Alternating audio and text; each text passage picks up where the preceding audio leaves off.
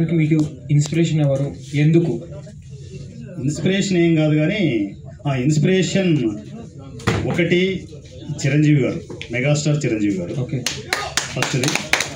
Super. రెండోది ఆయన తమ్ముడు వచ్చేసి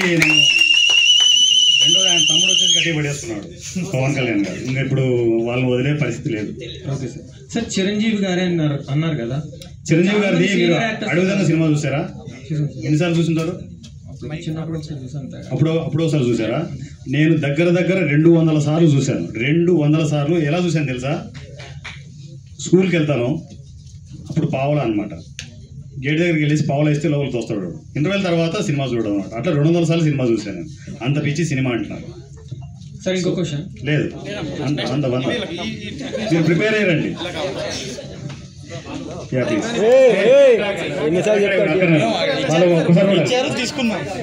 మీకు 100 వదిలేసేయండి, మీకు డైరెక్ట్ వాళ్ళకి 100 పడుతుంది. తీసుకున్నారు మీరు?